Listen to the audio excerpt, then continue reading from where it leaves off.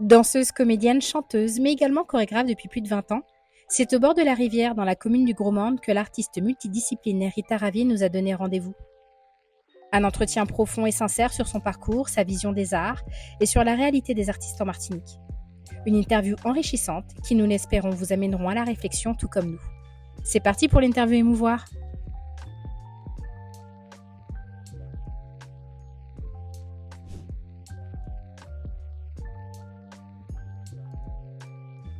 Alors, je m'appelle Rita Ravier, je suis danseuse, chorégraphe, comédienne, metteuse en scène, voix off et choriste.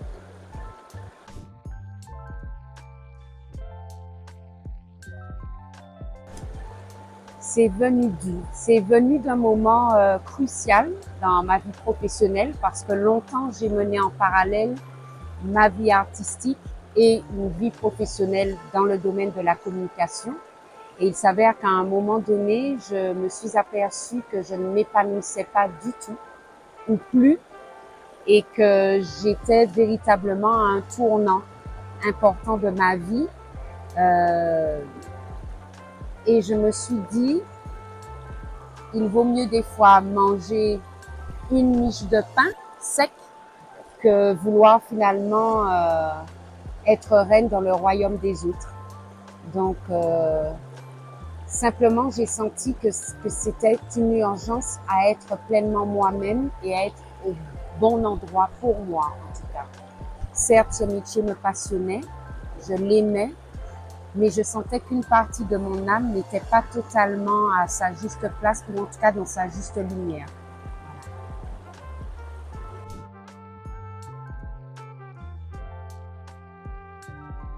Je crois que tout artiste a un planning extrêmement variable. Je pense que c'est tout de même je ne sais pas si c'est une qualité inhérente, mais en tout cas, à mon sens, un critère inhérent, c'est vraiment la question de la flexibilité et de l'adaptabilité.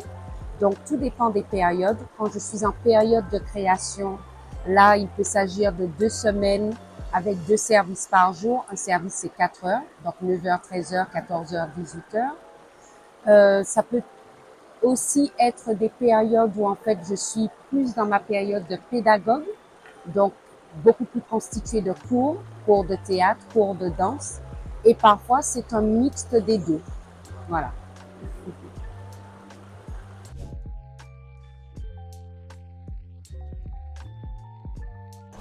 À la vie d'artiste en Martinique, on va dire que c'est un combat à double tranchant et double victoire. Je m'explique. Dans un premier temps, on a souvent face à nous des interlocuteurs qui ne connaissent pas notre réalité en tant qu'artistes, donc ne comprennent pas forcément nos exigences, nos besoins, nos tarifs. Ça, c'est une première chose.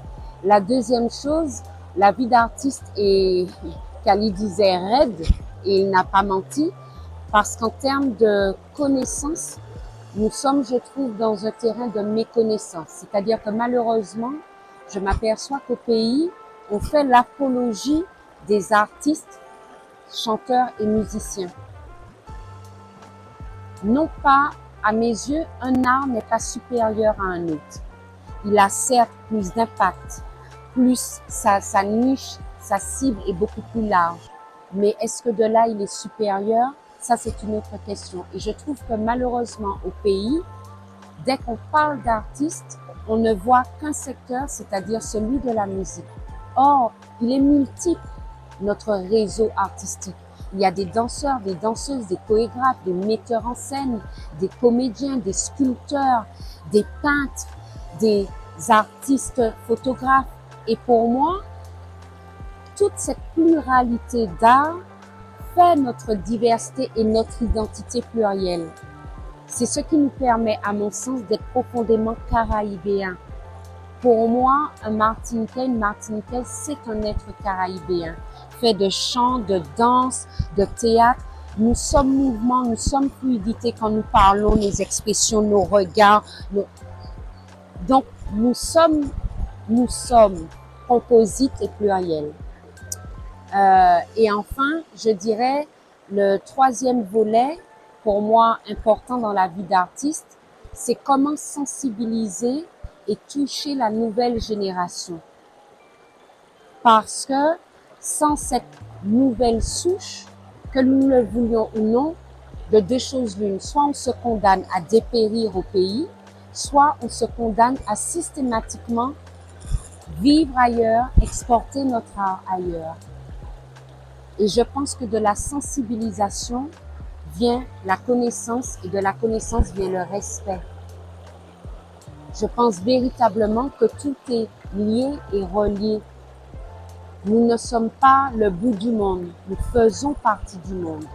Nous avons des êtres merveilleux, talentueux et talentueuses. Et je rajouterais que, à mon sens, l'un de nos écueils aussi au pays, c'est que nous avons tendance à mettre en avant une personnalité ou un artiste par air. Alors que non, c'est l'univers qui décide. Je veux dire, le diamant n'attend pas que l'émeraude surgisse pour être. Donc, dans notre pays, nous devrions, à mon sens, célébrer beaucoup plus qu'une seule personnalité.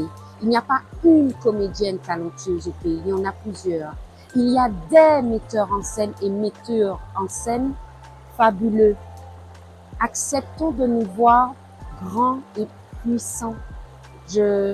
Vraiment pour moi, très souvent, c'est comme si une artiste ne pouvait pas exister aux côtés d'une autre artiste. Je trouve qu'on a beaucoup de mal. On parle beaucoup d'Aimé Césaire, oui, mais à son époque, il n'a pas été le seul à parler du pays, à parler pour le pays. Pour moi, c'est véritablement crucial que nous apprenions à nous honorer et à nous célébrer tels que nous sommes, dans notre diversité, pluralité et nombre. Voilà, j'avais ça à dire.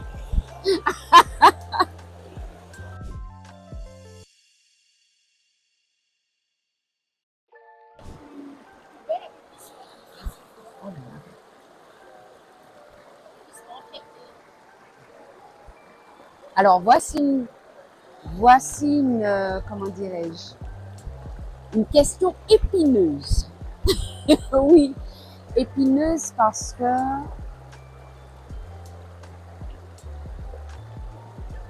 bel accomplissement pour moi, quelque part, il y a un caractère unique.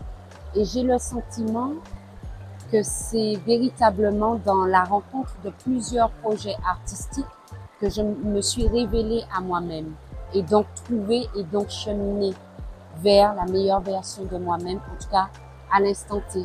Donc, bel accomplissement. Si je devais, allez, je vais tenter de compacter la chose. Je crois que c'est d'être revenu au pays. Parce que notre pays est rude, âpre. Il n'est pas facile à conquérir, on ne fait pas confiance facilement. On a toujours besoin de preuves. On a besoin aussi des fois de s'écorcher pour se trouver, pour se respecter, malheureusement.